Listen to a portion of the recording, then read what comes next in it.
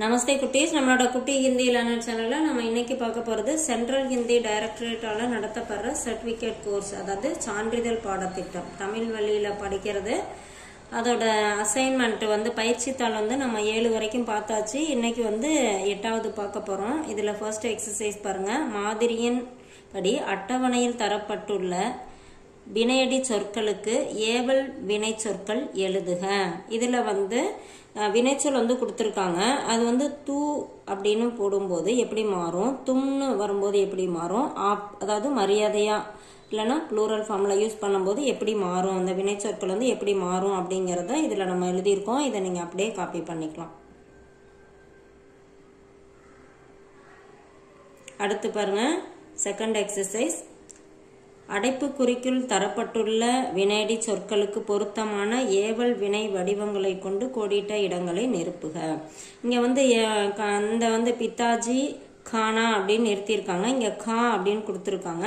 மரியாதையா சொல்றதுனால இங்க காயே அப்படின்னு போட்டிருக்கோம். அந்த மாதிரி இங்க என்ன கொடுத்துருக்கோமோ அதுக்கு தகுந்த மாதிரி இந்த வினை சொற்களை அதோட வடிவத்தை மாற்றி இங்க நம்ம இதை ஃபில் பண்ணிக்கணும். அடுத்து தேர்ட் எக்ஸசைஸ் பாருங்க. கீழ்காணும் வாக்கியங்களை இந்தியில் மொழிபெயர்க்கவும். இங்க தமிழ்ல கொடுத்துருக்காங்க. அதை அப்படியே நம்ம ஹிந்தியில டிரான்ஸ்லேட் பண்ணி எழுதியிருக்கோம். இதை நீங்க அப்படியே காப்பி பண்ணிக்கலாம். அடுத்தது பாருங்க, ஃபோர்த் எக்ஸசைஸ். கீழ்காணும் அடிக்கோடிட்ட சொற்களுக்கு பதிலாக அவற்றிற்கு எதிரே அடைப்புக்குறியில் தரப்பட்டுள்ள சொற்களை கொண்டு கோடிட்ட இடங்களை நிரப்புக.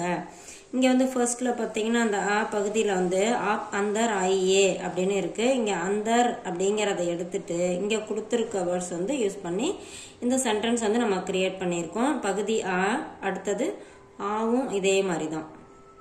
அடுத்தது பகுதி ஈ பாருங்க, அதுவும் அதே மாதிரிதான். அடுத்தது 5th எக்ஸசைஸ்.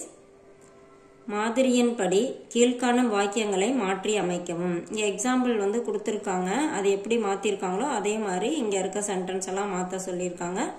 அதுபடிதான் நம்ம இதெல்லாம் மாத்தி எழுதியிருக்கோம். இதை நீங்க அப்படியே காப்பி பண்ணிக்கலாம். அடுத்தது 6th எக்ஸசைஸ் பாருங்க.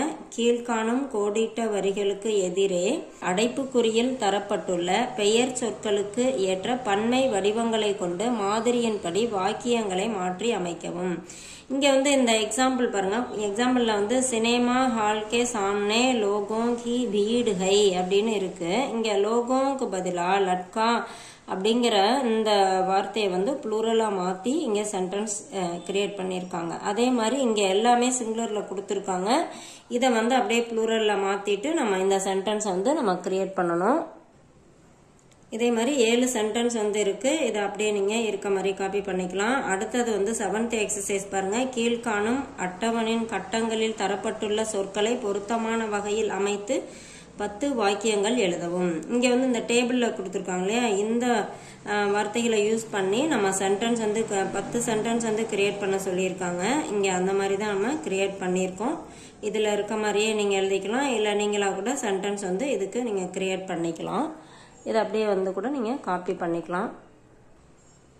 அடுத்தது 8th எக்ஸசைஸ் பாருங்க. மாதிரியின் அடிப்படையில் கீழ்காணும் வாக்கியங்களை மாற்றி அமைக்கவும். இங்க எக்ஸாம்பிள் பாருங்க. மாதிரி வாக்கியம் கொடுத்திருக்காங்க. பிதாஜி ஆஜ் குஷ் ஹை. இதை எப்படி மாத்திருக்காங்கன்னா பிதாஜி கோ ஆஜ் குஷி ஹை. இவங்க மாத்திருக்க மாதிரி அந்த மெத்தட்லயே இந்த 5 சென்டென்ஸையும் நம்ம அப்படியே மாத்தி எழுதியிருக்கோம். இதை நீங்க அப்படியே காப்பி பண்ணிக்கலாம். இப்ப கீழே பாத்தீங்கன்னா நம்ம எப்பயும் ஒவ்வொரு அசைன்மெண்ட் முடிஞ்சதுக்கு அப்புறம் இருக்க மாதிரி தான் இதை உங்களுக்கு கரெக்ஷன் பண்ணி வரும்போது இது ஃபில் பண்ணி உங்களுக்கு என்னென்ன மிஸ்டேக் இருக்கு, எதெல்லாம் நீங்க இம்ப்ரூவ் பண்ணிக்கணும் அப்படிங்கறத கொடுப்பாங்க. இது உங்களுக்கு ரொம்ப யூஸ்ஃபுல்லா இருக்கும்னு நினைக்கிறேன். தேங்க்யூ.